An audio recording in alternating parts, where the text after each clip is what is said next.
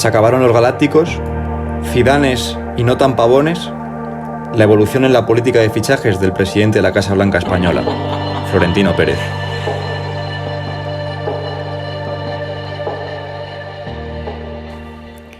Yo siempre he pensado, lo he dicho, lo mantengo y mucho tendrán que cambiar las cosas para que cambie de opinión, que para poder llegar un día a ser presidente del Real Madrid primero tienes que haber sido o tienes que ser uno de los mejores empresarios que existan sobre la faz de la tierra. Y por eso, en relación al último vídeo que he subido al canal sobre la reconstrucción de la plantilla del Real Madrid, hoy vamos a analizar la figura de su presidente, Florentino Pérez.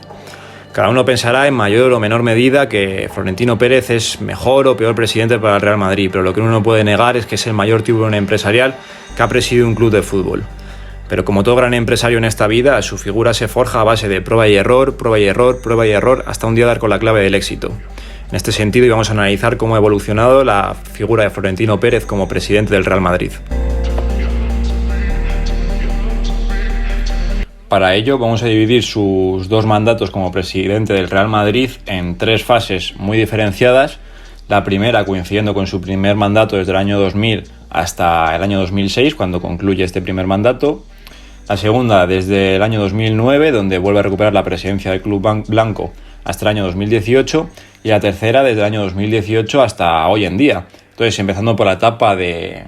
2000 al 2006, pues bueno, ganó las elecciones del Real Madrid sustituyendo al fallecido Lorenzo Sanz, y en el que, bueno, básicamente el mensaje que transmitió Florentino Pérez a los socios para poder llegar a ser presidente del Real Madrid fue que prometió a la afición el fichaje del que era la máxima estrella del máximo rival del Real Madrid, que era por ese entonces Luis Figo. Firmó un precontrato con el agente del jugador, que también, pues bueno, Luis Figo después acabó diciendo que le agradece muchísimo al Madrid. De hecho, juega con el Real Madrid los partidos de veteranos, pero que Luis Figo en un primer momento no quería llegar al Real Madrid. Lo que pasa que, bueno, estaba presionando para renovar con el Fútbol Club Barcelona. Llegó su representante, lo que hemos dicho, a un acuerdo con Florentino Pérez, pero él lo que confiaba era que ante esas presiones al final el Barcelona cediese y le renovase, y no fue así, y al final acabó en el Real Madrid. Y ese fue el sello de identidad de Florentino Pérez durante su primer mandato, que eran los galácticos, toda la etapa que todos conocemos, pero que seguramente yo no la pude disfrutar en demasía. Sí que la he visto ahora, pues cuando he sido más mayor y más consciente de la situación, pero no la pude disfrutar en su día porque yo era muy pequeño. Pero los nombres que había en ese equipo eran auténticas leyendas. Estamos hablando de un equipo compuesto por jugadores como el propio Luis Figo, que fue el primero en llegar, y los que se unieron: Zinedine Zidane, Beckham, Raúl, Ronaldo, Guti, Owen, o sea, todos jugadores máximas estrellas a nivel mundial, unos más que otros, sobre todo jugadores que habían ganado recientemente Balones de Oro, jugadores que venían de ser superestrellas en las actuales Copas del Mundo, que es una cosa que siempre le ha gustado a Florentino Pérez, traer a la máxima estrella de cada mundial. Y bueno, ese era el mensaje de Florentino Pérez, un equipo que estaba formado por auténticas estrellas, un equipo que bueno, si tú ves estos nombres, dices, ¿cómo se sostenía esto en el campo? Y Florentino Pérez estaba decidido a que todos esos jugadores jugasen a la vez dentro de los 11 iniciales, y para ello, si tenía que prescindir de entrenadores y poner a míseros monigotes para dirigir estos equipos y que fuesen simples alineadores, lo iba a hacer. Y ya lo hemos visto con el paso de los años. Recientemente Roberto Carlos, pues bueno, declaraciones que ha ido haciendo sobre, bueno, acciones que llevaban a cabo estos jugadores, de que pues ellos marcaban la hora a la que se entrenaba, no se les quitaba ni el vino ni la cerveza de las cenas, y que bueno, eso era lo que mandaban los entrenadores durante la primera etapa de Florentino Pérez en el Real Madrid. Y que bueno, lo que digo, estos jugadores sí, no vamos a discutir que eran auténticas estrellas, pero no había proyecto, o sea, no había una idea de juego ni de nada. Simplemente era poner a los jugadores, un portero, 4 defensas y Claude Makelele sujetando a todo Dios que estuviese por ahí por delante de la línea de centrocampistas. Y quiero centrarme un poco en la figura de Claude Makelele, el cual, pues era el jugador que sostenía a todo este equipo y que le daba cierto rigor táctico, Florentino Pérez diferenciaba muy claramente 3 escalafones dentro de la plantilla, que eran las superestrellas, que eran los que metían los goles, los que hacían los anuncios, que eran los que tenían que jugar fin de semana sí, fin de semana también, los jugadores de nivel medio, como eran Claude Makelele, Fernando Hierro y Iker Casillas, por ejemplo. Raúl también estaba metido un poco en este grupo de jugadores por ser canterano. Guti también estaba metido en este grupo de jugadores que no llegaban a ser superestrellas. Y luego jugadores que eran auténticos desechos para Florentino Pérez y que no servían para nada simplemente por el hecho de que no vendían camisetas y porque el público... No sé, Florentino Pérez se basaba en la idea de que el Madrid, la gente iba a ver al Madrid porque venía a ver a los galácticos y que a ellos no les venían a ver y por lo tanto... su nivel e importancia en la plantilla y sobre todo en la escala salarial iba a ser muy diferente. Y Claude Makelele era un jugador primordial para que este equipo se sostuviese y bueno, mantuviese un cierto rigor táctico que le hiciese competir medianamente los partidos de una manera seria. Pero bueno, para Florentino Pérez era un jugador que era totalmente prescindible dentro de la plantilla, cuando para sus compañeros era imprescindible dentro del campo. Y que bueno, Florentino Pérez decidió prescindir de él porque básicamente Claude Makelele acababa contrato, le pidió una subida de sueldo, aparte justificada por el nivel que estaba ofreciendo el francés al Real Madrid y la importancia que tenía, y Florentino Pérez, pues bueno, la justificación que le dijo es que a él no le iba a subir el sueldo, básicamente porque él no era una superestrella que vendiese camisetas. Entonces, pues bueno, lejos de renovarle, lo decidió vender al Chelsea y bueno, se ha visto que hasta la llegada de Xabi Alonso en el 2009 el Real Madrid no paró de fichar jugadores en esa posición de pivote. O sea, hemos visto pasar por ahí, pues eso, a Gravesen, a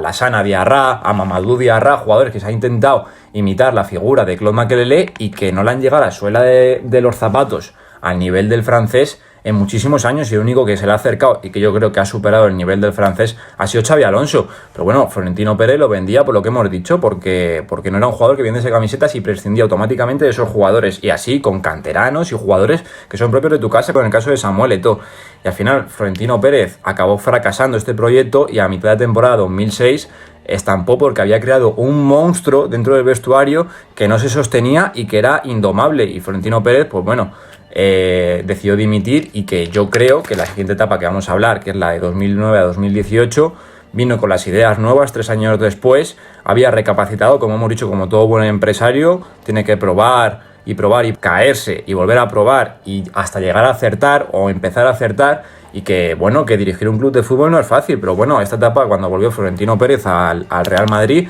pues bueno, volvió por todo lo alto haciendo el desembolso más grande hasta el momento que se había hecho en un mercado de fichajes. Fueron 250 millones de euros, llegaron nombres que seguían siendo galácticos, llegaron nombres como Cristiano, como Kaká, un muy jovencito Benzema, un Xabi Alonso muy consolidado en el Liverpool, que eran jugadores que bueno, que eran galácticos, pero que por fin se empezaban a hacer fichajes con un cierto rigor táctico, y sobre todo son jugadores que aportaban soluciones a las necesidades que demandaba esa plantilla. Y Florentino Pérez lo dijo: hemos hecho el esfuerzo en este mercado de fichajes para conseguir corregir todo lo mal que se ha hecho durante estos 3 años que ha estado Calderón en la presidencia, el cual, pues bueno, sí que es verdad que el debilitamiento que sufrió la plantilla fue gravísimo, ya que se fueron estos jugadores que deberían de salir, todos estos galácticos, pero no se trajo a nadie. Y el Barcelona también estaba en horas bajas. Se vivió un proceso similar que se está viviendo ahora. El Madrid ganaba la Liga por delante del Barcelona porque el Barcelona se estaba desquebrajando, pero a nivel de Europa, el Real Madrid, hasta que volvió a competir en Europa, no fue hasta esta segunda llegada de Florentino Pérez, y sobre todo en el segundo punto que quería destacar dentro de esta etapa, hasta la llegada de Mourinho, el cual le dio un lavado de cara al equipo brutal. ¿Y por qué fue? Porque Florentino le dio y le brindó las llaves del vestuario y de la gestión y planificación deportiva a José Mourinho, que lo primero que hizo es sacar a Valdano, que sí, que era el director deportivo, pero que de idea de dirección deportiva, por lo menos en ese momento, pues tenía poca. Los fichajes los que los hacía era Florentino Pérez, y ahora en ese momento fue Mourinho el que se puso al frente del equipo y era el que decidía, el que salía, el que entraba y el que jugaba dentro del campo. No era Florentino Pérez ya el que decidía, que esto es un cambio muy significativo con respecto a la primera etapa de Florentino. Y aquí la mano de Mourinho se vio. Llegaron jugadores del gusto del portugués para hacer su proyecto, no el del presidente. Llegaron jugadores como Phil, también estrella de ese Mundial de 2010, Di María, Sami Khedira, otro jugador que había destacado muy bien en el Mundial de 2010, Entonces el Madrid por fin había recuperado el rumbo de un proyecto que estaba a la deriva, pues eso, desde prácticamente que llegó Florentino Pérez, pues exceptuando los 2 primeros años en 2002, pues desde 2002 hasta la llegada de Mourinho en el año 2010, pues fueron 8 años de un proyecto totalmente a la deriva, de gasto innecesario en jugadores que efectivamente no valían para absolutamente nada. Y en esa etapa pasaron muchos jugadores, también jugadores que no ficharon José Mourinho, o sea, fichajes que no hizo Florentino Pérez. Aquí han pasado superestrellas de los últimos años, como han sido Sneijder, como ha sido Robben, como ha sido Ruud van Nistelrooy, pero que son jugadores que el rendimiento que han ofrecido al Real Madrid, exceptuando, bueno, en este último del holandés, que en el Madrid yo creo que fue bastante bueno, el de Ruud van Nistelrooy, pero que ya venía bastante mayor, pues bueno, se ve que ha habido cosas que indudablemente durante el 2002, de la etapa de 2002 a 2008 se han hecho bastante mal y que con la llegada de José Mourinho se corrigieron. Y sobre todo, otro punto clave dentro de esta etapa es el año de 2013. O sea, a partir de la marcha de José Mourinho y la consecución de la 10ª, la tendencia del Real Madrid en su política de fichajes cambia por completo, donde se llega a realizar ventas caras y numerosas, que es una cosa que siempre se había criticado al Real Madrid, de que sacaba a sus jugadores por precios inútiles. Estamos hablando de la venta de jugadores muy caros como Mesut Özil, como Higuaín, y sobre todo revalorización de la cantera. Estamos viendo que se vendieron jugadores como Morata, que luego repescaron y se volvieron a vender por unas cantidades muy grandes. Estamos viendo el caso de Gese, que se vendió al PSG por 20 millones de euros, pero aún así se seguía confiando muchísimo en el marketing deportivo dentro de la plantilla. Y aquí quiero pararme un poquito en el caso de la venta de Ángel Di María por la contratar a James. Di María, que siendo uno de los jugadores que menos cobraba dentro de la plantilla, había sido no sé si el mejor, porque el nivel de Cristiano Ronaldo y de Gareth Bale esa temporada, además de otros jugadores, fue muy bueno. El nivel de esa plantilla, la 10ª, fue excepcional, pero el nivel de Ángel Di María en esa temporada, después de haberle machacado con las llegadas sobre todo de Isco, que bueno, metió el cuerpo en Özil, que salió por patas, y Di María decidió quedarse y ganarse un sitio y se lo ganó en una posición que no era la suya, que era la posición del centro del campo, consiguió hacerse con la manija del equipo y ser titular. Y después de demostrar que debía ser jugador primordial en el Real Madrid, fue a tocar la puerta de Florentino Pérez para pedirle un aumento de sueldo, porque en ese momento cobraba menos que Diego López, que era el portero suplente del Real Madrid, y María cobraba 2 millones. No quiero pararme mucho en esto, pero es para seguir con esta idea. Y Florentino Pérez, lejos de decirle que le renovaba el contrato, le dijo que él no era un jugador mediático, seguía anclado en esa idea de los jugadores mediáticos todavía un poco Florentino Pérez. Lejos de renovarle, básicamente lo que le dijo, que ahí tenía la puerta, porque el que iba a llegar para ocupar su posición era James, un jugador que venía haciendo buenos años en el Oporto, había hecho una buena temporada en el Mónaco, pero que básicamente se le fichó porque el mercado cafetero era muy, muy interesante para las arcas económicas del Real Madrid, y porque había sido la última estrella del Mundial de 2014, porque le marcó, sí, jugó muy buenos partidos y jugó muy bien, pero básicamente porque le marcó un golazo a Uruguay del copón. Y bueno, toda la trayectoria de Ángel Di María en el Real Madrid se vio paliada por un gol en unos cuartos de final de James Rodríguez contra Uruguay. Pero se empezaron a fichar jugadores con más cabezas y siguió con esta idea de darle la manija de la dirección deportiva a los entrenadores y al propio director deportivo y abandonarla de la mano del presidente. Se ficharon jugadores como Luka Modric, se ficharon jugadores como Toni Kroos, y comenzó una tendencia sobre todo de fichajes de jóvenes, como yo digo, exóticos, jugadores que hasta el momento son desconocidos o eran desconocidos. Estamos hablando de Varane, de Casemiro, de Asensio, de Dani Ceballos, de Fede Valverde, jugadores jóvenes que apuestas por ellos en tu trabajo de dirección deportiva y de scouting deportivo y que fichas por un precio ridículo o insignificante para el Real Madrid. Estamos hablando de jugadores que han costado, el que más es Dani Ceballos, 15 millones de euros, y que bueno, si te sale la apuesta bien, creo que invertir 3 millones de euros para el Real Madrid en un jugador es una apuesta insignificante y que te puede ir bien. Y siguiendo con esta idea de jóvenes promesas y su fichaje, pues voy a introducir lo que es la etapa que yo digo desde 2018 hasta la actualidad, hasta hoy en día, en la que, bueno, yo creo que a Florentino Pérez y al Real Madrid se le ha ido un poco de las manos esta idea de fichar jóvenes promesas, ya que han pasado de eso, de fichar jóvenes promesas a fichar promesas a precio de superestrella. Estamos hablando de Militao por 50 millones, Mendy por 50 millones, Jovic por 60 millones, que sí que son 3 jugadores que ya tenían experiencia en Europa, pero que tampoco habían demostrado nada del otro mundo para pagar precios de Galáctico. Y a esto se le suman ya los fichajes de Vinicius Junior y de Rodrigo por 100 millones de euros entre los dos, pues yo creo que ya la cosa se va de las manos. O sea, ya has abandonado completamente esa idea y ese proyecto de fichar jóvenes talentos a precio muy barato, a fichar jóvenes talentos que no han demostrado como los otros absolutamente nada, pero encima a precio de Galáctico. O sea, yo creo que ahí Florentino te la han metido doblada. O sea, y yo lo siento mucho porque es muchísima la gente que sobre todo le tiene muchísimo cariño a Vinicius porque le pone muchas ganas, le pone mucho empeño, siempre pelea, y ojalá que toda la plantilla del Real Madrid pelease como pelea este chico. Pero es que, sinceramente, tú te paras a pensar, ya has pagado 50 millones por un jugador que puede llegar a ser muy bueno, pero que aquí en el Real Madrid de momento tú no lo vas a hacer ni lo vas a formar como debería. Y la fórmula de la cesión, como comenté en el vídeo de la reestructuración, que más o menos a lo que viene a desencadenar en este vídeo, la reestructuración económica del Madrid, yo cedería a estos jugadores porque es una fórmula que últimamente le está funcionando bien al Madrid. Ha funcionado con Akraf, el cual lo ha revalorizado muchísimo, funcionó con Carvajal, que al final ha sido un jugador que te ha servido para la primera plantilla, y al fin y al cabo eso es lo que tiene que tratar de hacer el Madrid. O sea, estos chavales jóvenes que jueguen fin de semana sí, fin de semana también, y porque yo creo sinceramente que ni Vinicius ni Rodrigo van a acabar siendo jugadores de la primera plantilla del Madrid. Y aquí pongo el ejemplo de Robinho. O sea, sí es que es verdad que a Florentino siempre le ha gustado traer estas jóvenes promesas. Lo vimos con Ramos, el cual funcionó bien, y lo que digo, con Robinho, el cual no salió tan bien, y es un caso muy parecido al de estos dos, sino por no decir igual. O sea, Robinho era un jugador con unas condiciones excelentes. O sea, lo vimos en 2005, cuando debutó con el Real Madrid en el torneo Carranza, el mítico torneo Carranza que organizaba el Cádiz. Robinho, pues bueno, vino aquí que parecía ya balón de oro, y eso es lo que se quedó en balón de playa, balón estrellado, porque claro, le estás poniendo a un chaval que no tiene experiencia en Europa una responsabilidad y una mochila a las espaldas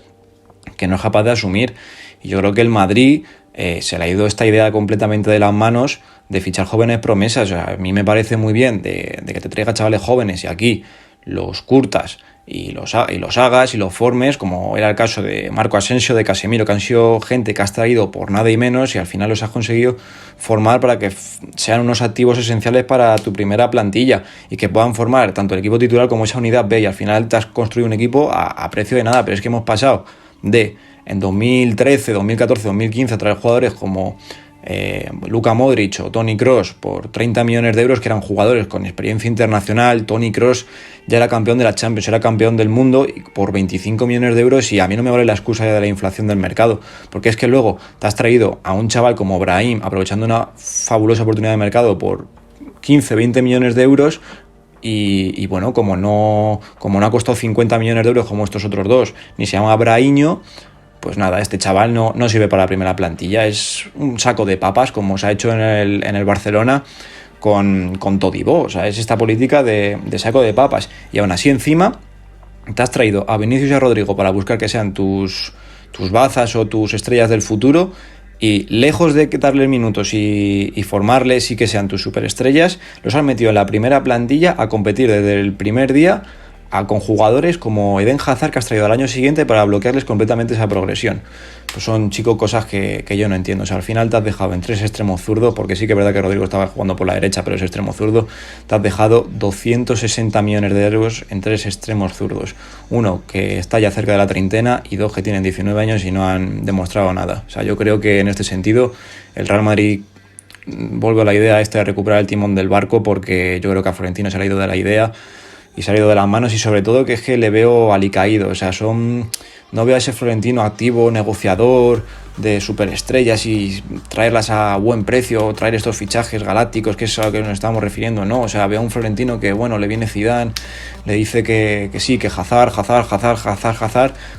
160 millones de euros cuando le queda un año de contrato, y al final a lo mejor no se barajaron otras opciones. ¿Por qué no se pensó en Sadio Mané, por ejemplo? O sea, ¿por qué no se piensa en ese tipo de jugadores? Hubiese costado 160 millones de euros. O sea, ahora mismo pagar esos precios por un jugador, aunque esté el mercado inflado, con la cantidad de jugadores que hay en el mercado, es absurdo. Y de verdad compensa pagar 50 millones por Rodrigo y por Vinicius, y has pagado 17 por Brahim. Es muchísimo mejor Vinicius y Rodrigo que Brahim. Es que yo pienso absolutamente lo contrario. Es que pienso que Brahim ahora mismo tiene muchísimas mejores condiciones que estos dos jugadores. Pero lo que digo, me ha costado 50 millones de euros y no es brasileño. Es español, de aquí de Málaga y ha costado 15 millones de euros y tuvo que buscarse las habichuelas yéndose al Manchester City para un día poder ganarse la vida y poder dar de comer a su familia. Recupera de una puta vez el proyecto y la idea. Y bueno, hasta aquí lo que para mí son las 3 fases por las que ha pasado Florentino Pérez dentro de sus 2 mandatos al frente de la presidencia del Club Blanco. Empezó dirigiendo a unos actores de una película de Hollywood más que a un club de fútbol, y que bueno, que yo creo que la evolución desde que volvió en 2009 ha sido positiva, pero que no sé, yo lo que he hecho en falta es que recupere el timón del barco, sobre todo desde la salida de Cristiano Ronaldo, que no veo que haya recuperado este timón y ha cedido sobre todo muchos chantajes a manos de Zinedine Zidane, y sobre todo el hecho en cara que no se haya hecho más fuerte en los temas de Bale y James, porque si bien es cierto que el entrenador tiene que controlar la parcela deportiva, evidentemente la parcela económica va de la mano, y sobre todo en un club de esta entidad son jugadores que no han costado 10, 15, 20 millones de euros, sino que se ha hecho una inversión muy fuerte por ellos, y que si el entrenador no los quiere, pues vale, que no los quiera, pero forzar un poco a que esos jugadores no decaigan en minutos ni en presencia, y sobre todo que se recupere ese valor de mercado y que sean jugadores que los clubes estén interesados en ellos. Eso es lo que le he hecho un poco en cara a Florentino Pérez en esta última etapa que está viviendo ahora. Creo que tiene que volverse a poner al frente del proyecto, hacerse fuerte